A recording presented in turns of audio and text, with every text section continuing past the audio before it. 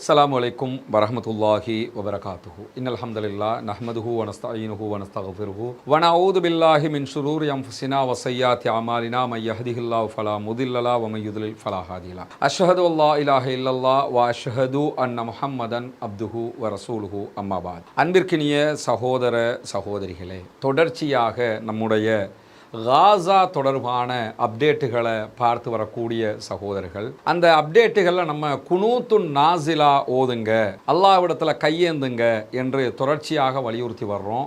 அந்த அடிப்படையில் குனூத்துன் நாசிலா என்றால் என்ன, அதை எப்படி ஓத வேண்டும் என்கிற கேள்விகளை பல சகோதரர்களும் பல நாட்களாக தொடர்ந்து கேட்டு வருகிறார்கள். அது தொடர்பான ஒரு வீடியோவை தனியாக நம்ம போடுவோம்னு சொல்லியிருந்தோம். அதுக்குரிய வாய்ப்பை அல்லாஹு தாலா இன்றைய நாள் தந்திருக்கிறான், அல்ஹம்துலில்லாஹ். அந்த அடிப்படையில் இந்த குனூத்துன் நாசிலா என்றால் என்ன, அதை எப்படி ஓத வேண்டும், எந்த இடத்தில் ஓத வேண்டும், இதே நேரத்தில் இந்த குனூத்துன் நாசிலாவை பல பகுதிகளில் ஓதாமல் இருப்பதற்கான காரணம் என்ன, அதற்குரிய பதில் என்ன என்பதையும் தான் இந்த வீடியோவில் நம்ம பார்க்க இருக்கிறோம். குனூத்துன் நாசிலா என்பதை பொறுத்தவரையில் இந்த குனூத்துன் நாசிலா சோதனை கால குனூத் அல்லது இடர்கால குனூத் என்று சொல்லப்படக்கூடிய ஒன்று. ஏதாவது ஒரு சங்கடமான நிலை, கஷ்டமான நிலை, துயரமான நிலை ஏற்படுகிற போது நபிகள் நாயகம் ஸல்லல்லாஹு அலைஹி வஸல்லம் அவர்கள் அந்த சங்கடத்தை, குற்றத்தை, நமக்குரிய அந்த சோதனையை உண்டாக்கியவர்களுக்கு எதிராகவும் சோதனைக்கு ஆட்பட்டவர்களை பாதுகாக்கவும் வேண்டி ஓதிய ஒரு குனூத்தாக இருக்கிறது. இந்த குனூத்து தொடர்பாக நிறைய செய்திகள் சஹீஹுல் புகாரி, முஸ்லிம் உள்ளிட்ட நபிமொழி கிரந்தங்களில் பதிவு செய்யப்பட்டிருக்கிறது. அந்த ஹதீஸ்கள் என்ன என்பதை உங்களுக்கு திரையினூடாக புரிய வைக்கும் போது நீங்கள் அதை முழுமையாக புரிந்து கொள்ள முடியும். நபிகள் நாயகம் ஸல்லல்லாஹு அலைஹி வஸல்லம் அவர்கள் தொடர்பாக இந்த அதாவது குனூத் நாசிலா தொடர்பில் பதிவு செய்யப்பட்டிருக்கக்கூடிய பல நபிமொழிகளில் மிக முக்கியமான சில நபிமொழிகளைத்தான் நாம் இங்கே பார்க்க இருக்கிறோம். குறிப்பாக சஹீஹ் முஸ்லிமிலே இடம்பெற்றிருக்கக்கூடிய ஒரு நபிமொழி இது. இந்த நபிமொழியை அனஸ் இப்னு மாலிக் ரலியல்லாஹு அன்ஹு அவர்கள் அறிவிக்கிறார்கள். மிகச்சிறந்த நபித்தோழர், சிறிய வயது நபித்தோழர், நபிகள் நாயகத்தோடு பல ஆண்டுகள் தன்னுடைய வாழ்நாளை கழித்த ஒரு நபித்தோழர். அவர்கள் அறிவிக்கக்கூடிய ஒரு ஹதீஸ், நபிகள் நாயகம் ஸல்லல்லாஹு அலைஹி வஸல்லம் அவர்கள் சுபஹ் தொழுகையில் ருகூக்கு பின்னால் ஒரு மாத காலம் குனூத் அதாவது சோதனை கால பிரார்த்தனையை ஓதினார்கள். சுபஹ் தொழுகையில் ஒரு மாத காலம் ருகூக்கு பின்னால் சமி அல்லாஹு லிமன் ஹமீதா என்று சொன்னதற்கு பிறகு நபிகள் நாயகம் ஸல்லல்லாஹு அலைஹி வஸல்லம் அவர்கள் குனூத்துன் நாசிலா என்கிற இந்த சோதனை கால குனூத்தை ஓதினார்கள். அந்த குனூத்திலே ரெல் தக்வான் ஆகிய குலத்தாருக்கு எதிராக பிரார்த்தித்தார்கள். ரெல் தக்வான் என்கிற இரண்டு குலத்தார் நபிகள் நாயகம் ஸல்லல்லாஹு அலைஹி வஸல்லம் அவங்க இடத்துல வந்து, எங்களுக்கு இஸ்லாத்தை, குர்ஆனை கற்றுக்கொள்வதற்கான ஆலிம்களை எங்களோடு அனுப்புங்கள் என்று சொன்ன நேரத்தில் ரசூலுல்லாஹ் 70 நபித்தோழர்களை அவர்களுக்காக குர்ஆனை கற்றுக் கொடுப்பதற்காக ஹாஃபிதுகளை அனுப்பி வைத்திருந்தார்கள். அந்த 70 நபித்தோழர்கள் ஹாஃபிதுகளை குறித்த கூட்டத்தார் கொன்று விட்டார்கள் என்கிற காரணத்தினால ரசூலுல்லாஹ் ரொம்பவே மனமுடைந்து போய், நம்ம இஸ்லாத்தை பரப்புரை செய்வதற்காக அனுப்பி அதுவும் குர்ஆனை மனப்பாடம் செய்தவர்களை கொன்று விட்டார்களே என்கிற ஒரு நிலை வரும்போது ரசூலுல்லாஹ் இந்த பிரார்த்தனையை ஓதினார்கள். அதிலே இந்த ரியல் தக்வான் என்கிற கூட்டத்தார் மிக முக்கியமானவர்கள். அவர்களுக்கு எதிராக நபிகள் நாயகம் ஸல்லல்லாஹு அலைஹி வஸல்லம் அவர்கள் பிரார்த்தனை செய்தார்கள். அதே போன்று உஸையா குலத்தார் அல்லாஹுக்கும் அவனுடைய தூதருக்கும் மாறு செய்து விட்டார்கள் என்றும் ரசூலுல்லாஹி ஸல்லல்லாஹு அலைஹி வஸல்லம் அவர்கள் கூறினார்கள் என்கிற செய்தி சஹீஹ் முஸ்லிமிலே பதிவு செய்யப்பட்டிருக்கிறது. அனஸ் இப்னு மாலிக் ரலியல்லாஹு அன்ஹு அவர்கள் அறிவித்திருக்கிறார்கள். இந்த ஹதீஸில் நபிகள் நாயகம் ஸல்லல்லாஹு அலைஹி வஸல்லம் அவர்கள் ஃபஜ்ர் தொழுகையில் சமி அல்லாஹு லிமன் ஹமீதா என்று சொன்னதற்கு பிறகு குனூத்துன் நாசிலா ஓதி இருக்கிறார்கள் என்கிற செய்தி பதிவு செய்யப்பட்டிருக்கிறது. குனூத்துன் நாசிலா தொடர்பான ஒரு முக்கியமான நபிமொழி இது. அதே நேரத்தில் நபிகள் நாயகம் ஸல்லல்லாஹு அலைஹி வஸல்லம் அவர்கள் தொடர்பாக இந்த செய்தி இன்னும் கொஞ்சம் விரிவாக சஹீஹுல் புகாரியில் 1002வது ஹதீஸாக பதிவு செய்யப்பட்டிருக்கிறது. அந்த ஹதீஸை நீங்க பார்க்க முடியும். நபிகள் நாயகம் ஸல்லல்லாஹு அலைஹி வஸல்லம் அவர்கள் குர்ஆனை மனனம் செய்த சுமார் 70 நபர்களை இணை வைப்பவர்களில் ஒரு கூட்டத்தாரிடம் அனுப்பி வைத்தார்கள். 70 நபித்தோழர்களை குர்ஆன் மனனமிட்ட ஹாஃபில்கள் 70 பேரை அனுப்புகிறார்கள். அவர்கள் அந்த முஸ்ரிக்கீன்களை விட குறைந்த எண்ணிக்கையினராக இருந்தார்கள். அவர்களுக்கும் நபி ஸல்லல்லாஹு அலைஹி வஸல்லம் அவர்களுக்கும் இடையே ஒரு உடன்படிக்கையும் இருந்தது. அதாவது ஹாஃபில்கள் 70 பேரை அனுப்புறாங்க. அவர்கள் முஸ்ரிக் முஷ்ரிக்கீன்களை விட கம்மியான ஆட்களாக இருக்கிறாங்க, முஷ்ரிக்கீன்களோட அவர்களுக்கு ஒரு உடன்படிக்கையும் இருந்தது என்கிற செய்தி சொல்லப்பட்டதற்கு பிறகு அந்த முஷ்ரிக்கீன்கள் 70 நபர்களையும் கொன்று விட்டார்கள். அனுப்பப்பட்ட அந்த ஹாஃபிதுகள் 70 பேரையும் கொண்டதுனால அப்போது நபி ஸல்லல்லாஹு அலைஹி வஸல்லம் அவர்கள் முஷ்ரிக்கீன்களுக்கு எதிராக 1 மாதம் குனூத் ஓதினார்கள் என்று அனஸ் ரலியல்லாஹு அன்ஹு அவர்கள் விடையளித்தார்கள் என்கிற செய்தி சஹீஹுல் புகாரியிலே பதிவு செய்யப்பட்டிருக்கிறது. இந்த செய்தியில் நமக்கு தெரிய வருகிற செய்தி என்னன்னு கேட்டா, 70 சஹாபாக்களை ரசூலுல்லாஹ் அனுப்புறாங்க. அந்த 70 பேரும் குர்ஆனை அறிந்த ஆலிம்கள். அவர்கள் 70 பேரையும் நம்ப வைத்து கழுத்தறுத்து கொள்ளுகிறார்கள் முஷ்ரிக்கீன்கள். அந்த முஷ்ரிக்கீன்கள் 70 நபர்களையும் கொண்ட காரணத்தினால அவர்களுக்கு எதிராக நபிகள் நாயகம் ஸல்லல்லாஹு அலைஹி வஸல்லம் அவர்கள் 1 மாத காலம் குனூத் ஓதினார்கள் என்கிற செய்தி பதிவு செய்யப்பட்டிருக்கிறது. இந்த 2 ஹதீஸ்களும் குனூத்துன் நாசிலா என்றொரு குனூத் இருக்கிறது என்பதற்கான மிக பெரும் சான்றுகளாக இருக்கிறது. எனவே குனூத்துன் நாசிலா என்று ஒரு கூட்டத்தாருக்கு எதிராக இதே நேரத்தில் பாதிக்கப்பட்டவர்களுக்கு ஆதரவாக அல்லாஹ்விடத்திலே கையேந்த முடியும் என்பதற்கான ஆதாரங்களாக இந்த நபிமொழிகள் பதிவு செய்யப்பட்டிருப்பதை நாம் அறிய முடியும். இந்த செய்தியும் சஹீஹுல் புகாரியிலே இருக்கிறது. இந்த நேரத்தில் குனூத்துன் நாசிலா யார் யாருக்கு எதிராக ரசூலுல்லாஹ் எப்படி ஓதினார்கள் என்பது இன்னும் விரிவாக சஹீஹுல் புகாரியிலே 6393வது ஹதீஸாக பதிவு செய்யப்பட்டிருக்கிறது. அந்த ஹதீஸில் நபிகள் நாயகம் ஸல்லல்லாஹு அலைஹி வஸல்லம் அவர்கள் இஷா தொழுகையின் இறுதி ரக்காத்தில் சமிஅல்லாஹு லிமன் ஹமிதா என்று கூறிய பிறகு சோதனை கால, அதாவது குனூத்துன் நாசிலா ஓதினார்கள் என்கிற செய்தி பதிவு செய்யப்பட்டிருக்கு. 5 நேர தொழுகைகளையும் நாம இந்த குனூத்தை ஓத முடியும். லுஹர், அஸர், மக்ரிப், இஷா, எந்த ஃபஜ்ர், எந்த தொழுகையாக இருந்தாலும் நம்ம இதை ஓத முடியும். காரணம் என்னன்னா, இந்த ஏற்கனவே நம்ம பார்த்த ஹதீஸ்கள்ல ஃபஜ்ர் தொழுகையில ஓதினாங்கன்னு வந்த மாதிரி இந்த ஹதீஸ்ல இஷா தொழுகையில இறுதி ரக்காத்துல கடைசி ரக்காத்துல சமிஅல்லாஹு லிமன் ஹமிதா என்று சொன்னதற்கு பிறகு ரசூலுல்லாஹ் ஓதினார்கள் என்கிற செய்தி அபூ ஹுரைரா ரலியல்லாஹு அன்ஹு அவர்கள் அறிவிக்கிறார்கள். அதனுடைய தொடர்ல அபூ ஹுரைரா ரலியல்லாஹு அன்ஹு அவர்கள் ரசூலுல்லாஹ் எப்படி ஓதினார்கள் என்கிற ஒரு செய்தியை சொல்லுகிறார்கள். அது யாருக்கு எதிராக எப்படி ஓதினார்கள் என்றால், இறைவா, அல்லாஹ்விடத்தில் ரசூலுல்லாஹ் கையேந்தி கேட்கிறார்கள், இறைவா ஐயாஷ் இப்னு அபீ ரபீஆவை காப்பாற்றுவாயாக. ஒவ்வொருத்தர பேரை சொல்லி சொல்லி ரசூலுல்லாஹ் உதவி கேட்கிறார்கள். குனூத்துன் நாசிலாவுல உதவி கேட்கவும் முடியும், எதிரிகளை அழிக்க சொல்லவும் முடியும். முதல் கட்டம் உதவியை கேட்கிறார்கள். ஐயாஷ் இப்னு அபீ ரபீஆவை காப்பாற்றுவாயாக. இறைவா வலீத் இப்னு வலீதை காப்பாற்றுவாயாக. இறைவா சலமத் இப்னு ஹிஷாமை காப்பாற்றுவாயாக. இறைவா இறை நம்பிக்கையாளர்களில் ஒடுக்கப்பட்டவர்களை காப்பாற்றுவாயாக. சில நபித்தோழர்கள் 3-4 பேருடைய பெயரை சொல்லி அவர்களை காப்பாற்றுவாயாக என்று கேட்டுவிட்டு பொதுவாகவே கேட்கிறார்கள், இறை நம்பிக்கையா மோமீன்களுடைய ஒடுக்கப்பட்டவர்களை காப்பாற்றுவாயாக, இந்த மாதிரி கஷ்டத்துக்கு உள்ளாகிறவங்களை காப்பாற்றியா அல்லாஹ் என்று கேட்டுவிட்டு, இறைவா முதல் கோத்திர குலத்தாரின் மீது உனது பிடியை இருக்குவாயாக, முதற் கோத்திரத்தார் மீது நீ கடுமை காட்டு அப்படின்னு சொல்லி ரசூலுல்லாஹ் கேட்குறாங்க. அதே மாதிரி இறைவா யூசுப் அலைஹிஸ்ஸலாம் அவர்களின் காலத்து பஞ்சம் நிறைந்த 7 வருடங்களை போன்று இவர்களுக்கும் சில வருடங்களை அளிப்பாயாக என்று பிரார்த்தனை செய்தார்கள். எப்படி பிரார்த்தனை பண்றாங்கன்னா, முதற் குலத்தாருக்கு எதிராக பிரார்த்தனை பண்றாங்க.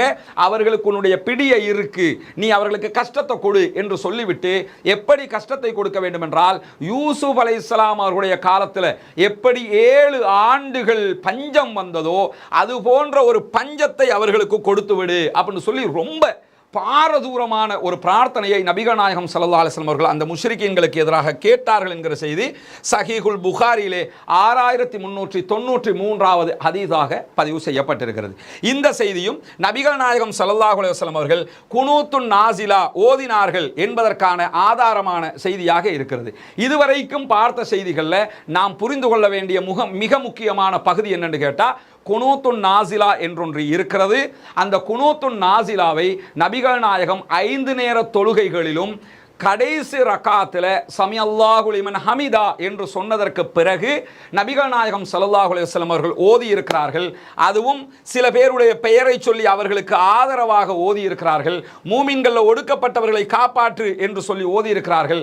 எதிரிகளுக்கு எதிராக பேசும்போது அவர்களுக்கு பிடியை இருக்கு, அவர்களை நீ சோதித்து விடு, அவர்களை நீ தண்டித்து விடு என்று கேட்பது மட்டுமல்லாமல், யூசுப் அலைஹிஸ்ஸலாம் அவருடைய காலத்து பஞ்சம் போன்று அவர்களுக்கு ஒரு நிலையை கொடுத்து என்று மிக உச்சமாக சென்று ரசூலுல்லாஹ் அவர்களுக்கு எதிராக பிரார்த்தனை செய்திருக்கிறார்கள் என்பது இந்த 3 நபிமொழிகளிலும் பதிவு செய்யப்பட்டிருக்கிறது. இந்த இடத்துல நம்ம ஒன்று புரிஞ்சுக்கிறோம்னா, குனூத்துன் நாசிலாண்டா என்ன, அதை எப்படி நாங்கள் ஓதுறது என்று பல பேரும் கேட்கிறீர்கள்.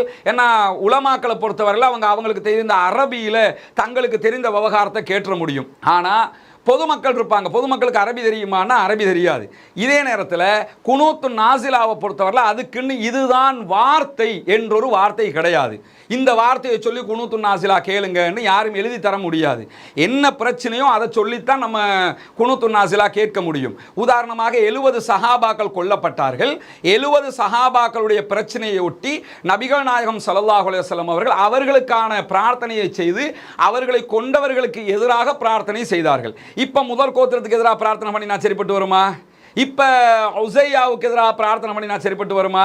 இப்போ ரசூலுல்லாஹி ஸல்லல்லாஹு அலைஹி வஸல்லம் அவர்கள் 70 சஹாபாக்கள் தொடர்பாக கேட்ட பிரார்த்தனையை இப்போ அந்த வாசகத்தை நம்ம சொல்ல முடியுமான்னா இப்போ அந்த வாசகத்தை நம்ம சொல்ல முடியாது. இப்போ என்ன வாசகத்தை சொல்லணும்னா இப்போ எது பிரச்சனையோ அந்த வாசகத்தை தான் சொல்ல முடியும். துஆக்களை பொறுத்தவரையில் ஒன்று புரிஞ்சுக்கிறங்க, நபிகள் நாயகம் ஸல்லல்லாஹு அலைஹி வஸல்லம் அவர்கள் நமக்கு சில பிரார்த்தனைகளை கற்றுத்தந்திருப்பார்கள்.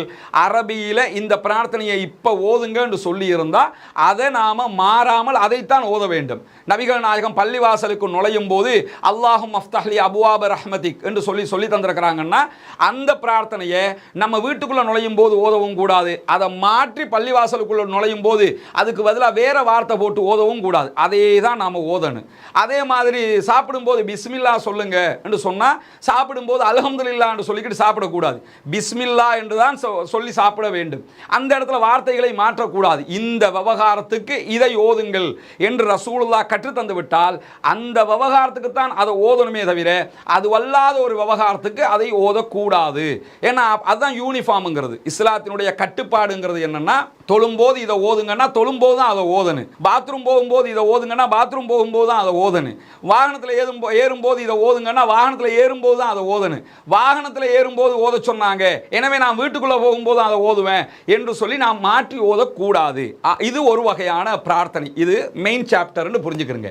இன்னொரு வகையான பிரார்த்தனை இருக்கிறது. நமக்காக நம்ம பிரார்த்தனை பண்ணுவோம், நமக்காக அல்லாஹ்விடத்தில் நம்ம கேட்போம், இன்னொருத்தருக்காக நம்ம கேட்போம். கேட்கும்போது அதற்கான வாசகங்கள் குர்ஆன்லையோ ஹதீஸ்லையோ ரசூலுல்லாஹி ஸல்லல்லாஹு அலைஹி வஸல்லம் அவங்க ஒட்டுமொத்த மக்களுக்காக என்னுடைய பிரச்சனைக்கு ரசூலுல்லாஹ் ரஸ்மினுக்கு இந்த பிரச்சனை, முஹம்மதுக்கு இந்த பிரச்சனை, அகமதுக்கு இந்த பிரச்சனை தனித்தனி பிரார்த்தனை இருக்குதான்னா அப்படி பிரார்த்தனை இல்லை.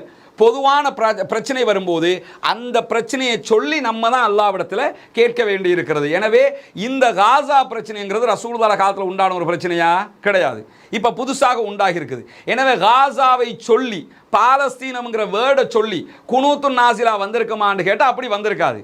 அதனால தான் அந்த பிரச்சனையை சொல்லி நம்ம கேட்கணும் என்கிற கட்டளை நமக்கு இந்த ஹதீஸ்களில் புரிய முடிகிறது. எனவே காசாவினுடைய பிரச்சனையை பற்றி அல்லாஹ்விடத்தில் நம்ம குனூத்து நாசிலா தொழுகையில், அதாவது ருக்குவுக்கு பிறகு நம்ம அல்லாஹ்விடத்தில் பிரார்த்தனை செய்யும் போது காசாவினுடைய பிரச்சனையை சொல்லி அங்கே பாதிக்கப்படுகிற மக்களுக்கு ஆதரவாக அவர்களுக்கு கருணையை காட்டியா அல்லாஹ், அவர்களுக்கு தேவையான உதவியை செஞ்சிருயா அல்லாஹ், அவர்களை பாதுகாத்துறியா அல்லாஹ், அவர்களை கைவிற்றாதையா அல்லாஹ், அவர்களுக்கு அடக்குமுறை ஒடுக்குமுறை செய்யக்கூடிய இந்த இஸ்ரேலிய கொடூர வக்கிர ராணுவத்தை அழிச்சிரியா அல்லாஹ், அவர்களுக்கு அழிவை கொடுத்துரு, அவர்களுக்கு பஞ்சத்தை கொடுத்துரு, அவர்களுக்கு கஷ்டத்தை கொடுத்துரு என்று அவர்களுக்கு எதிராகவும் கேட்டு இவர்களுக்கு ஆதரவாகவும் நாம் தாராளமாக கேட்க முடியும். நமக்கு என்ன மொழி தெரியுமோ அந்த மொழியில கேட்கணும். நமக்கு அரபு தெரிஞ்ச ஆலிம்கள்னா அரபில் கேட்டு போயிடுவாங்க. அரபு தெரியாத பாமர மக்கள் இருப்பாங்க, அவங்களுக்கு தமிழ் தெரியுமா, மலாய் பாஷை தெரியுமா, ஆங்கிலம் தெரியுமா, சிங்களம் தெரியுமா, என்ன மொழி தெரியுமோ அந்த மொழியில் நம்ம அல்லாஹ்விடத்தில் கேட்கணும். அல்லாஹ்வுக்கு எல்லா மொழியும் தெரியும். அரபுல தான் குனூத்து நாசிலா ஓதணும்னு சொன்னீங்கன்னா ஆலிமை தவிர யாருக்கும் ஓத முடியாது. ரசூலுல்லாஹ் அப்படி ஒரு கட்டளையை நமக்கு தரவும் இல்லை. நமக்கு தேவையான பிரார்த்தனையை நமக்கு தெரிஞ்ச மொழியில தான் நம்ம கேட்கணும். இஸ்லாத்தினுடைய அடிப்படையும் அதுதான். அதனால நம்ம பாதிக்கப்பட்டிருக்கும் போது உணர்வு பூர்வமாக அல்லாஹ்விடத்தில் கையேந்துவதற்கு மனப்பாடத்தில் நீங்கள் எதையும் கேட்க முடியாது. மனப்பாடம் பண்ணி வச்சுக்கிட்டு போது நான் உணர்வு பூர்வமாக அதை நீங்கள் கேட்க முடியாது. நீங்கள் என்னன்னா நம்ம உணர்ந்து இப்படி அநியாயம் நடக்குதே இறைவா நீ அவர்களை காப்பாத்து என்று கேட்க வேண்டும்.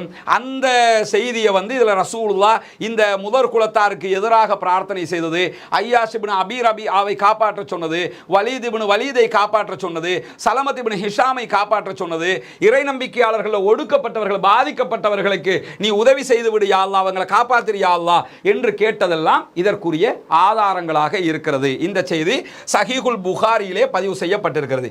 இப்படியான நேரத்தில் தொழுகையில இமாம் என்ன செய்வாங்கன்னா குனூத்துன் நாசிலா ஓதுவார்கள்.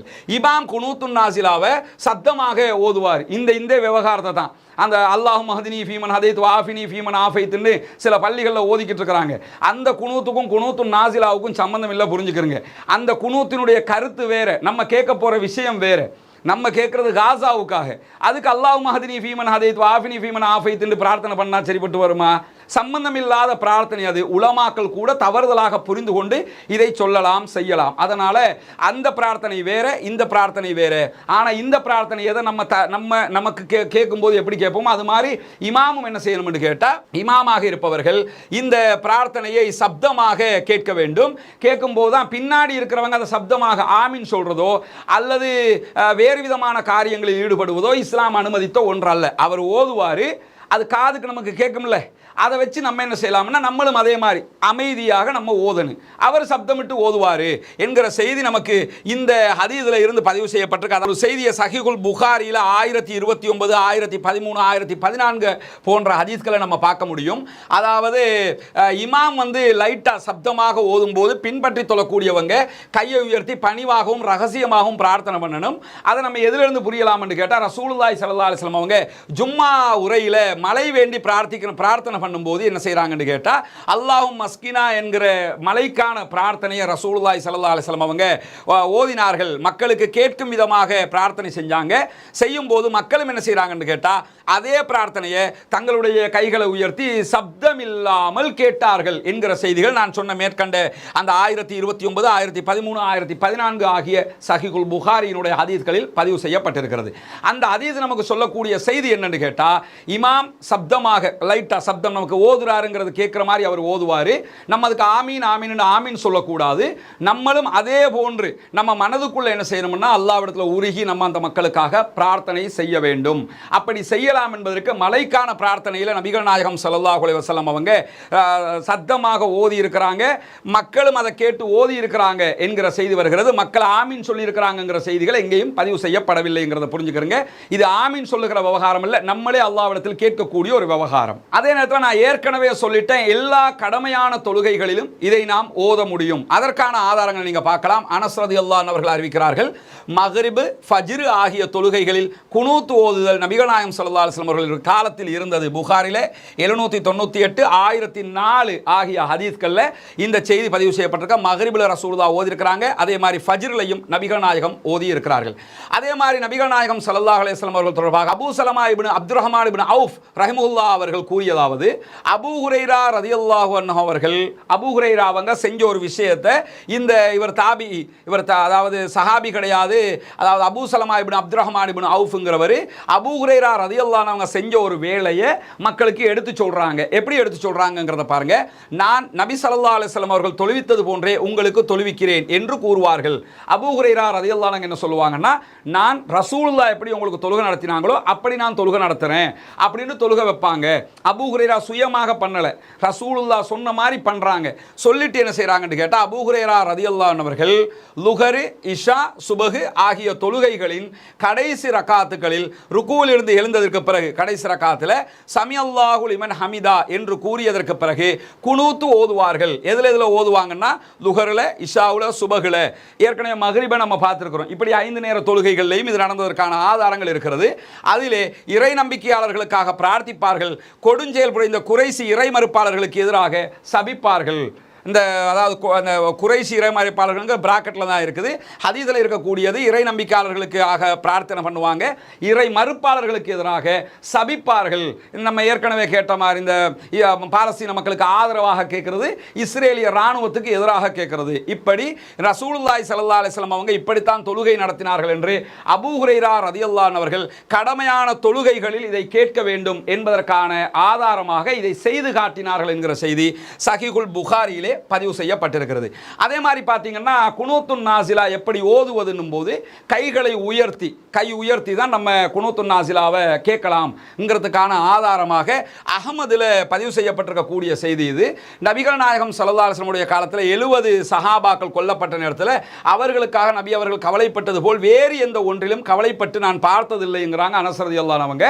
அனஸ் ரலியல்லாஹு அன்ஹு அவங்க சில விஷயங்களை மிக நுணுக்கமாக இப்படி சொல்லியிருப்பாங்க. நான் 10 ஆண்டுகள் நபிகள் நாயகத்திடத்தில் நிறுவனத்தில் பணிபுரிந்திருக்கிறேன், என்னை பார்த்து இதை ஏன் செய்தாய் அல்லது இப்படி செய்திருக்கலாமே சீ என்று கூட அவர்கள் சொன்னது கிடையாது. என்னை பார்த்து நபிகள் நாயகம் அவர்கள் இப்படி எந்த வார்த்தைகளும் பேசியது கிடையாது என்கிற செய்தியை, மிக துல்லியமான நபிகள் நாயகம் ஸல்லல்லாஹு அலைஹி வஸல்லம் அவர்களை பற்றிய செய்தியை அறிவித்தவர்கள் அனஸ் இப்னு மாலிக் ரலியல்லாஹு அவர்கள்.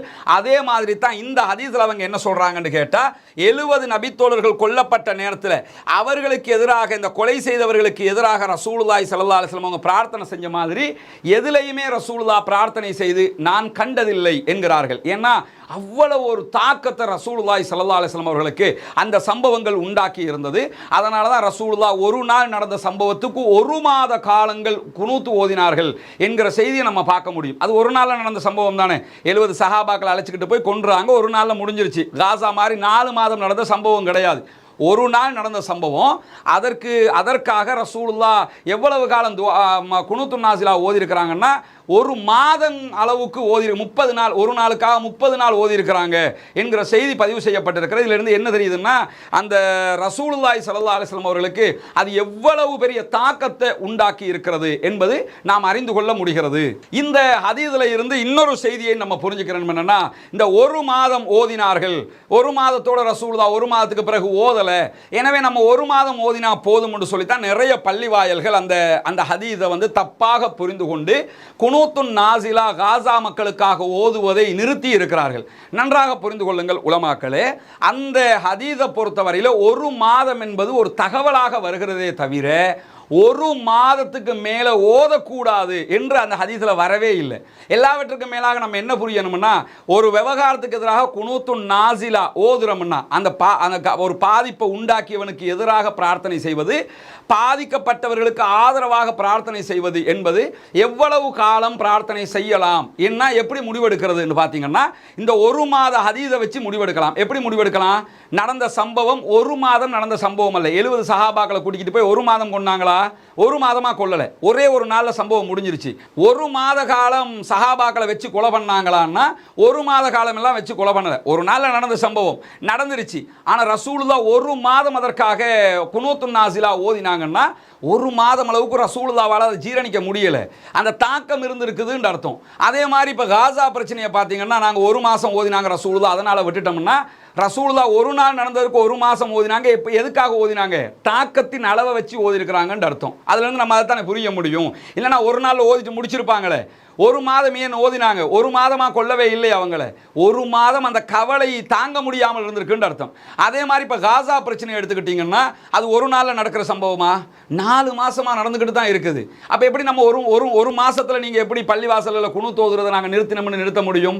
தொடர்ந்து நம்ம அது எது வரைக்கும் தாக்கம் செலுத்துகிறதோ அது வரைக்கும் ஓதணுமா இல்லையா? 70 சஹாபாக்கள் ஒரே நாளில் கொல்லப்படுகிறார்கள். ரசூலுல்லாஹ் 30 நாட்கள் ஓதி இருக்கிறார்கள், ஒரு மாதம் ஓதி இருக்கிறார்கள், 29 நாள் 30 நாட்கள் ஓதி இருக்கிறார்கள். ஆனால் அதே மாதிரி இப்போ பார்த்தீங்கன்னா 28,000 மக்கள் இதுவரைக்கும் கொலை செய்யப்பட்டிருக்கிறார்கள், ஷஹீதாக்கப்பட்டிருக்கிறார்கள். இவர்கள் 4 மாதங்களாக இந்த கொலைகள் நடந்து கொண்டிருக்கிறது. நேற்று நடந்தது, இன்றைக்கு நடக்கிறது, இன்ஷா அல்லாஹ் நாளைக்கும் நடக்கக்கூடும், சமாதானம் ஒன்று வருகிற வரைக்கும் நடக்கக்கூடும். அப்போ நம்ம இதில் கவலை இருக்கிற வரைக்கும் ஓதலாம் என்று இருக்கும்போது, கவலை இருக்குங்கிறது எவ்வளோ காலம் இருக்க போகுதுங்கிறத நம்ம பிறகு பார்க்கலாம். இப்போ நடந்துக்கிட்டே இருக்குது, அதனுடைய தாக்கம்ங்கிறது எவ்வளோ காலம் இருக்குதுன்னு ஒன்று இருக்குல்ல. 28,000 பேரை கொண்டுட்டாங்களேன்னு ஒருத்தருக்கு 1 மாதம் கவலை இருக்கலாம், ஒருத்தருக்கு 2 மாதம் கவலை இருக்கலாம். ஆனால் இப்போ வந்து கவலைப்படு அதாவது அடுத்த கட்ட கவலை என்பது 2வது இப்போ நடந்துக்கிட்டு இருக்குதே, அது முடிச்சு போகிற ஒரு விஷயமா? அது நடந்து முடிஞ்சு நாங்கள் 1 மாதம் பிரார்த்தனை பண்ணிட்டோம் அப்படி கடந்து போகிற விஷயமா? காசா பிரச்சனைக்காக நீங்கள் குனூத்துன் நாஸிலா ஓதனு, எது வரைக்கும் ஓதனு? அது முடிகிற வரைக்கும் ஓதனு. முடிஞ்சதுக்கு பிறகு போதும் எங்களுக்கு சமாதானம் ஆயிட்டாங்க அதனால் கொஞ்சம் நாங்கள் நிறுத்துறோம்னா அது யாரும் தப்புன்னு சொல்ல முடியாது. இன்னும் அப்படி ஒன்றே கிடையாது, மக்கள் கொல்லப்பட்டுக்கிட்டு இருக்கிறாங்களே. அப்படி இருக்கும்போது ரசூலுல்லாஹ் 1 மாதம் தான் ஓதினாங்க, நாங்கள் நிறுத்திட்டோம்னு என்ன எப்படி முடிவுக்கு வந்தீங்க? ஒரு நாள் நடந்த சம்பவத்துக்கு 1 மாதம் ஓதி இருக்கிறார்கள். அதுல இருந்து என்ன தெரியுது? காலம் அல்ல, அதுல இருந்து தாக்கத்தின் அளவு தெரிகிறது. ரசூலுல்லாஹ் 1 மாதம் ஓதுங்கள், அதன் பிறகு ஓதக்கூடாது அப்படி தடுக்கலையே. 1 மாதம் தான் ஓத வேண்டும் என்று கட்டளையிடலையே. ஒரு நாள் நடந்த சம்பவத்துக்கு 1 மாதம் ஓதி இருக்கிறார்கள். இது 4 மாதம் நடந்து கொண்டிருக்கிறது. 4 மாதங்களும் நம்ம ஓதி இருக்கணும். 5வது மாதம் போய்கிட்டு இருக்குது, அடுத்தும் ஓதிக்கிட்டு இருக்கணும். அது முடிஞ்சதோட நேற்று முடிஞ்சிருச்சு, இன்னையோட நிப்பாட்டிட்டோம்னா கூட யாரையும் நம்ம குற்றம் சொல்ல முடியாது. அவ்வளோதான் தாக்கம், நாங்கள் நிறுத்திட்டோம் அப்படி கூட நீங்கள் சொல்லிக்கிறலாம். ஆனால் இன்னும் முடியவே இல்லையே, அப்போ எப்படி நம்ம நிறுத்தினோம்? இந்த விதத்தில் தான் இந்த ஹதீஸை புரியணுமே தவிர நம்ம புகாரில் வந்துருச்சு 1 மாதம் ஓதினார்கள் என்று இருக்கிறது. 1 மாதம் ஓதினார்கள் என்பதை ஏன் நம்ம சிந்திக்கலை? ஹதீஸ் 1 மாதம் ஓதினார்கள் எனவே ஓதிட்டோம் நிறுத்திட்டோம் அடுத்த கட்டம் போகிறோமே தவிர அதை சிந்திக்க மாட்டோம்ங்கிறோமே. ஒரு ஹதீஸை யோசிச்சு பாருங்க, ஏன் 1 மாதம் ஓதினாங்க? ஒரு நாள் தானே இது நடந்துச்சு. அப்படி யோசிச்சு பார்த்தோம்னா நம்ம 4 மாதங்களும் இதை ஓதலாம்ங்கிறது புரியுதா இல்லையா? அதனால் அந்த செய்தியையும் அந்த விவகாரத்தையும் நம்ம இதில் இன்க்ளூட் பண்ணி புரிந்து கொள்ள வேண்டும். தவறுதலாக யாரும் புரியலாம், அப்படித்தான் இந்த ஹதீஸ் புரியப்பட்டிருக்கிறது. ஆனால் நிஜம் அது அல்ல என்பதை உலமாக்களும் புரிந்து கொள்ளுங்கள், பொதுமக்களும் புரிந்து கொள்ளுங்கள், பள்ளி நிர்வாகங்களும் தயவு செய்து புரிந்து கொண்டு இதற்கு பிறகாவது அந்த மக்களுக்காக குனூத்துன் நாசிலாவை ஓதுங்கள், ஓத முன்வருவீர்கள் என்று நானும் நம்புகிறேன், மக்களும் நம்புகிறார்கள். இந்த மாதிரியான சம்பவத்தை தொடர்ந்து இதில் இன்னொரு சர்ச்சைக்கும் நம்ம முடிவு கண்டுவிட வேண்டி இருக்கிறது. அதாவது குர்ஆனில் ஒரு வசனம் இருக்கிறது. அந்த வசனத்தை தான் நீங்கள் இதில் பார்க்குறீங்க. 128வது வசனம், 3வது அத்தியாயம் 128வது வசனம். முஹம்மதே, அல்லாஹ் தஆலா நபிகள் நாயகத்திற்காக பேசுகிற வசனம். அதிகாரத்தில் உமக்கு ஏதும் இல்லை, அதிகாரத்தில் உங்களுக்கு எந்த பங்கும் கிடையாது அப்படின்னு சொல்லி அல்லாஹ் தஆலா சொல்லுகிறான். அவன் அவர்களை மன்னிக்கலாம் அல்லது அவர்களை தண்டிக்கலாம், ஏனென்றால் அவர்கள் அநீதி இழைத்தவர்கள் என்கிற ஒரு வசனம் திருமறை குர்ஆனுடைய 3வது அத்தியாயம் 128வது வசனமாக பதிவு செய்யப்பட்டிருக்கிறது. உங்களுக்கு அதிகாரத்தில் எந்த பங்கும் இல்லை என்கிற வசனம். இந்த வசனம் தொடர்பாக 2 சபபுன் நுசூல், இறக்கப்பட்ட காரணங்கள் 2 இருக்கிறது. 2 காரணங்கள் வருகிற காரணத்தினால தான் சில உலமாக்கள் கன்ஃபியூஸ் ஆகிக்கொள்கிறாங்க. என்ன கன்ஃபியூஸ் ஆகிக்கொள்கிறாங்கன்னு சொன்னால், குனூத்துன் நாசிலாவை ரசூலுல்லாஹ் ஓதினாங்க, அல்லாஹ் தடுத்துட்டான், அல்லாஹ் தடுத்ததுக்கு பிறகு நம்ம ஓதக்கூடாது அப்படிங்கிறாங்க. இந்த 30 நாள் கதையை சொல்லி அதுக்கு மேலே ஓதாமல் இருக்கிறவங்களும் இருக்கிறாங்க. அவங்களுக்குரிய விளக்கத்தை நம்ம முன்னாடி பார்த்துட்டோம். அந்த 30 நாள் இல்லை, வேண்டிய அளவுக்கு ஓதலாம்னு பார்த்துட்டோம் நம்ம. ரெண்டாவது என்னன்னு கேட்டால், இந்த வசனத்தோடு சம்பந்தப்பட்டு சஹீஹுல் புகாரியில் வரக்கூடிய ஹதீஸ்கள் இருக்கிறது. அந்த ஹதீஸ்களை அடிப்படையாக கொண்டு சில உலமாக்கள் என்ன செய்கிறாங்கன்னு கேட்டால், இந்த சட்டம் நீக்கப்பட்டுடுச்சு, இப்படி ஒரு சட்டம் இஸ்லாத்தில் இல்லை அப்படின்னு சொல்லி பிரச்சாரம் பண்ணுறாங்க. அதுக்கு அவங்க என்ன செய்கிறாங்கன்னா, நம்ம ஏற்கனவே காட்டின இந்த ஹதீஸ்களை எடுத்து காட்டி, ரசூலுல்லாஹ் 70 சஹாபாக்கள் கொல்லப்பட்டாங்க, அந்த நேரத்தில் ரசூலுல்லாஹ் குனூத்துன் நாசிலா ஓதினாங்க, அப்போ இந்த வசனம் இறக்கப்பட்டு அதிகாரத்தில் உங்களுக்கு பங்கு இல்லைன்னு சொல்லி அல்லாஹ் சொல்லி, எனவே அதுக்கு பிறகு அதை ஓதக்கூடாது, அல்லாஹ் வந்து ரசூலுல்லாஹ்வை கண்டிச்சு தடுத்துட்டான் அப்படின்னு சொல்லி அந்த 70 சஹாபாக்களை ஒட்டித்தான் இந்த வசனம் இறங்கியது என்று சஹீஹுல் புகாரியிலே ஒரு ஹதீஸ் பதிவு செய்யப்பட்டிருக்கிறது. ஹதீஸ் இல்லாமல் இல்லை, ஹதீஸ் இருக்கிறது. அதை வைத்துக்கொண்டு இந்த சட்டம் மாற்றப்பட்டுச்சு, குனூத்துன் நாசிலா கிடையாது அப்படிங்கிறாங்க ஒரு சாரார். அதே மாதிரி இந்த வசனத்துக்கு இன்னொரு காரணமும் சொல்லப்படுகிறது. அந்த ஹதீஸ் சஹீஹ் முஸ்லிமிலே பதிவு செய்யப்பட்டிருக்கிறது. சஹீஹ் முஸ்லிமிலே வரக்கூடிய ஹதீஸ் பிரகாரம் அது எதையொட்டி வருகிறது என்றால், நபிகள் நாயகம் ஸல்லல்லாஹு அலைஹி வஸல்லம் அவர்கள் உஹது போர்க்களத்தில் போய் சண்டையிடுறாங்க இல்லையா, அதில் உஹது போர்க்களத்தில் நமக்கு பின்னடைவு ஏற்படுகிறது. உஹது போர்க்களம் நம்ம இஸ்லாமிய சாம்ராஜ்யமாக தோல்வியுற்ற ஒரு போர்க்களம். நம்ம பத்ரில் ஜெயித்தோம், உஹதில் தோத்தோம், அதுக்கு பிறகு உள்ளதில் நம்ம ஜெயிக்கிறோம். இந்த உஹது போர்க்களத்தில் தோல்விக்கு பல காரணங்கள் இருக்குது. இன்ஷா அல்லாஹ் ரமலானுடைய தொடர் உரை நம்ம பேச இருக்கிறோம். உமர் ரலியல்லாஹுடைய வரலாறு குறிப்பாக பேச இருக்கிறோம், எதிர்பார்த்துருங்க. ஒரு 20 நிமிடங்கள் ரமலானில் இன்ஷா அல்லாஹ் 20 நிமிடங்களாக டெய்லியாக அந்த வீடியோ வர இருக்கிறது. அதில் இந்த பத்ரு உஹது பற்றிய செய்திகளையும் நம்ம தொடர்ந்து பேச இருக்கிறோம், என்ன நடந்தது என்பதை தத்ரூபமாக பார்க்க முடியும் இன்ஷா அல்லாஹ். அந்த உஹது போர்க்களத்தை நீங்க எடுத்துக்கிட்டீங்கன்னா, அதிலே நபிகள் நாயகம் ஸல்லல்லாஹு அலைஹி வஸல்லம் அவர்கள் தாக்கப்படுகிறார்கள். தாக்கப்படுகிற போது ரசூலுல்லாஹி ஸல்லல்லாஹு அலைஹி வஸல்லம் அவர்கள் அல்லாஹ்விடத்தில் கையேந்தி நபிகள் நாயகம் ஸல்லல்லாஹு அலைஹி வஸல்லம் அவர்கள் அந்த யுத்தத்திலே கடுமையாக தாக்கப்படுகிறார்கள். தாக்கப்பட்டவுடன் ரசூலுல்லாஹ் அல்லாஹ்விடத்தில் என்ன செய்றாங்கன்னு கேட்டா, தன்னுடைய நபியை காயப்படுத்திய, தன்னுடைய நபியை தாக்கிய சமூகம் எப்படி வெற்றி பெறும் அப்படின்னு சொல்லி ரசூலுல்லாஹி ஸல்லல்லாஹு அலைஹி வஸல்லம் அவங்க ஒரு செய்தியை சொல்றாங்க. சொல்லும்போது அல்லாஹ் தஆலா முஹம்மதே அதிகாரத்தில் உங்களுக்கு எந்த பங்கும் கிடையாது என்கிற இந்த வசனத்தை இறக்கினான் என்கிற செய்தி சஹீஹ் முஸ்லிமிலே பதிவு செய்யப்பட்டிருக்கிறது. இப்போ நம்ம என்ன கவனிக்கணும்னு கேட்டால், ஒரு வசனம் தான் குர்ஆன்ல, இந்த வசனம் ஒரு இடத்துல தான் இருக்குது, ஒரு வசனம். ஆனால் 2 காரணங்கள் சொல்லப்படுகிறது. ஒரு காரணம், 70 சஹாபாக்கள் கொல்லப்பட்டாங்க, அதை தொடர்ந்து ரசூலுல்லாஹ் குனூத் ஓதினாங்க, அப்போ இந்த வசனம் இறக்கப்பட்டுச்சு என்றொரு ஹதீஸ் பதிவு செய்யப்பட்டிருக்கிறது. இன்னொரு ஹதீஸ் என்னன்னா, உஹது யுத்தத்தில் ரசூலுல்லாஹ்வே பாதிக்கப்பட்டாங்க, அப்போ ரசூலுல்லாஹ் நபியை காயப்படுத்தியவர்கள் எப்படி வெற்றி பெறுவார்கள் என்று கேட்டார்கள். அப்படி கேட்ட நேரத்தில் அல்லாஹ் தஆலா கண்டிச்சு இந்த வசனத்தை இறக்கினா, இந்த 2 உங்களுக்கு அதிகாரத்தில் பங்கு இல்லைன்னு சொல்லி அல்லாஹ் இறக்கினா என்று சொல்லி முஸ்லீமில் வரக்கூடிய ஹதீஸ் பதிவு செய்யப்பட்டிருக்கிறது. இப்போ இப்போ ஒரு வசனம் தான், அதுக்கு 2 காரணங்கள் எப்படி உருவாக முடியும்? ஒரு முறை தான் குர்ஆன் வசனம் இறங்குது, ஒரு முறை இறங்கி இருந்தால் ஏதாவது 2ல் 1 தான் சரியாக இருக்க முடியும், 2மே சரியாக இருக்க முடியாது. ஆனால் அந்த ஹதீஸ் புகாரியில் இருக்குது, இந்த ஹதீஸ் முஸ்லீமில் இருக்குது. இப்போ இது குனூத்தை தடை செய்து வந்த வசனமா, அல்லது இது ரசூலுல்லாவுக்கு காயம் ஏற்பட்டதே அதை கண்டித்து வந்த வசனமாங்கிறத நம்ம என்ன செய்யணும்? ஹதீஸை புரிஞ்சா நம்ம ஹதீஸை பார்த்தோம்னு சொன்னால் நமக்கு புரிஞ்சிருமா இல்லையா? ஹதீஸில் வரக்கூடிய 2 ஹதீஸும் புகாரில் முஸ்லீமில் வருது. இதில் எது சரியான காரணமாக இருக்க முடியும்? ஏதாவது ஒன்று தான் சரியான காரணமாக இருக்க முடியும். ஏன்னா வசனம் ஒரு முறை தான் இறங்கிச்சு, ஒரு காரணத்துக்காகத்தான் வசனம் இறங்கி இருக்க முடியும். 2 காரணத்துக்காக இறங்கியிருந்தால் 2 வசனமாக இருக்கணும், இது ஒரு வசனமாக இருக்கிறது. அப்போ இது எதற்காக இறங்கி இருக்கும்ங்கிறத சிந்திச்சு பார்த்தீங்கன்னா ஈஸியாக புரிகிற விஷயம் என்ன? இது ஒரு சர்ச்சை தான், அது ஈஸியாக புரிஞ்சுக்கலாம். எப்படி புரியலாம்? இந்த வசனம் என்ன சொல்லுகிறது? முகமது, அதிகாரத்தில் உங்களுக்கு எந்த பங்கும் இல்லை, அவன் அவர்களை மன்னிக்கலாம் அல்லது அவர்களை தண்டிக்கலாம், ஏனென்றால் அவர்கள் அநீதி இழைத்தவர்கள் என்று இந்த வசனம் பேசுகிறது. 3வது அத்தியாயம் 128வது வசனம். இதில் மெயின் சாப்டர் என்னன்னு கேட்டால், அதிகாரத்தில் உங்களுக்கு பங்கில்லை. அல்லாஹ் இறைவன் என்கிற ஒரு அதிகாரம் இருக்குதா இல்லையா?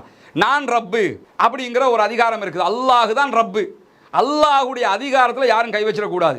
அல்லாஹ் உணவளிப்பவன் அல்ல, தூக்கத்தை தர்றவன் அல்ல, விழிப்பை தர்றவன் அல்ல, நமக்கு எல்லா அருளையும் புரிகிறது அல்ல. அப்படி இருக்கும்போது இடர்பட்டு விழுவோம். யா முஹியத்தீனே அப்படின்னு சொல்லிடுவோமா இல்லையா? அது ஷிர்க்கு அப்படின்னு சொல்லி இஸ்லாம் நமக்கு கற்றுத்தருகிறது. ஏன் கற்றுத்தருகிறது? யா முஹியத்தீனா, முஹியத்தீன் ஆண்டவர் வந்து காப்பாற்றுவாங்களா? நம்மளை காப்பாற்ற முடியாது. யார் காப்பாற்றணும்? நம்மளை அல்லாஹ் காப்பாற்றணும். அப்போ அல்லாஹ் காப்பாற்றுகிற அதிகாரம் யாருக்கு இருக்குது? அல்லாஹுக்கு இருக்கிறது. எனவே அந்த அதிகாரத்தை ஒரு மனிதருக்கு கொடுத்துடக்கூடாது. அதனால் அதிகாரங்கள் வந்து இந்த அல்லாஹ் என்கிற அந்த இறைவனுக்குரிய அதிகாரங்களை அல்லாஹ் எப்போதுமே எந்த இடத்திலுமே வேறு யாருக்கும் விட்டு கொடுக்க மாட்டான். அந்த அடிப்படையில் இந்த 2 சம்பவங்களை எடுங்க. குனூத்துன் நாசிலா ஓதிய சம்பவத்தையும் எடுங்க, முகமது நபி அல்லாஹ்வுடைய தூதரை காயப்படுத்தியவர்கள் எப்படி வெற்றி பெறுவார்கள் என்று சொன்னதையும் எடுங்க. இதில் 2லையும் எது அதிகாரத்தை பற்றி பேசுகிறது என்று பார்த்தீங்கன்னா, குனூத்து என்ன? துவா. அது குனூத்துங்கிறது என்னன்னா, யா அல்லாஹ் அவனுங்களை அழிச்சிரு, நாசமாக்கிரு, இவங்களை காப்பாத்திரு. இது அதிகாரத்தை கையில் எடுக்கிறதா? ஏய் நான் சொல்கிற மாதிரி கேளுங்கிறது ஒன்று இருக்குது, நான் கேட்குறேன் தந்துருங்கங்கிற ஒன்று இருக்குது. கேட்குற ஒரு 10,000 ரூபா காசு தாங்கங்க அப்படின்னு கேட்டோம்னு சொன்னால் அது வந்து கோரிக்கை. ஏய் 10,000 ரூபா காசு கொடு அப்படிங்கிறோம். அது வந்து உத்தரவு, அதிகாரம் செலுத்துறதுன்னு அர்த்தம். 2ஐயும் புரிஞ்சுக்கிறதுக்காக சொல்கிறேன். அப்போ அதிகாரம் செலுத்துவதுன்னு ஒன்று இருக்குது, அடிமையாகி கேட்குறதுன்னு ஒன்று இருக்குது. இப்போ அல்லாஹ்விடத்தில் குனூத்து நாசிலாங்கிறது, யா அல்லாஹ் இஸ்ரேல்காரன் இவ்வளோ அநியாயம் பண்ணிக்கிட்டு இருக்கிறான், அவனை நாசமாக்கிரு, அவனை அழிச்சிரு, அவன் ஆயுதத்தெல்லாம் இல்லாமல் ஆக்கிரு, அவன் ஒன்றும் இல்லாமல் ஆயிரனு, அவனுக்கு பெரிய பஞ்சத்தை கொடுத்துரு, பெரிய கஷ்டத்தை கொடுத்துரு, பாலஸ்தீன மக்களை காப்பாத்திரு யா அல்லாஹ்ங்கிறது அதிகாரமா அடிமைத்தனமா? அடிமைத்தனம். குனூத்து நாசிலாங்கிறது அதிகாரம் இல்லை, அடிமைத்தனம்ங்கிறது. பார்த்தாலே புரியுதா இல்லையா? புரியுது. நபிகள் நாயகம் அல்லாஹ்வுடைய தூதரை தாக்கியவர்கள் எப்படி வெற்றி பெறுவார்கள் அப்படின்னு கேட்கிறதாக முஸ்லிம் ஹதீஸில் பதிவு செய்யப்பட்டிருக்கிறது. அந்த ஹதீஸை பார்த்தா இது அதிகாரமா அடிமைத்தனமா? அதுதான் அதிகாரம். அந்த செய்தியை ஏன்னா நபிகள் நாயகம், நான் நபியாக இருக்கிறேன், நபியையே அடித்தவங்க எப்படி வெற்றி பெறுவார்கள் அப்படின்னு சொல்லி ரசூலுல்லாஹ் கேட்குறாங்கன்னா, நீங்கள் எப்படி நபியை நீங்கள் வெற்றிய தோல்வியை நீங்கள் எப்படி தீர்மானிப்பீங்க? அதனால தான் அல்லாஹ் சொல்கிறான், அதிகாரத்தில் உங்களுக்கு பங்கில்லை. உங்களுக்கு அவன் அடிச்சிட்டான், அது வேற. அடித்தவன் வெல்லணுமா தோக்கணுமாங்கிறத நான் முடிவெடுப்பேன், நீங்கள் முடிவெடுக்கக்கூடாது. அல்லாஹ் என்ன இந்த வசனத்தில் என்ன சொல்கிறான்னு கேட்டால், அதிகாரத்தில் உங்களுக்கு பங்கு இல்லைண்டா என்ன? அவன் உங்களை அடிச்சிருக்கிறான், அடித்தவன் வெல்லக்கூடாதுன்னு நீங்கள் எப்படி முடிவெடுப்பீங்க? வெற்றியை கொடுக்கறதுன்னா இஸ்லாம் நம்ம முஸ்லீம்கள் அத்தனை பேருக்கும் தெரிஞ்சது என்ன? வெற்றியை கொடுப்பது அல்லாஹ், வெற்றியை தடுப்பதும் அல்லாஹ், தோல்வியை கொடுப்பது அல்லாஹ், வெற்றியை கொடுப்பதும் அல்லாஹ். இதை நம்ம எல்லாரும் புரிஞ்சு வச்சிருக்கிறோம்ல. அந்த அடிப்படையில் தான் அல்லாஹ் நபிகள் நாயகத்துக்கு என்ன படித்து கொடுக்குறான்னு கேட்டால், உங்களை அவன் தாக்கினானுங்கிறதுக்காக அவன் தோற்று போகணும்னு நீங்கள் எப்படி முடிவெடுப்பீங்க? அதை நான் முடிவெடுப்பேன்.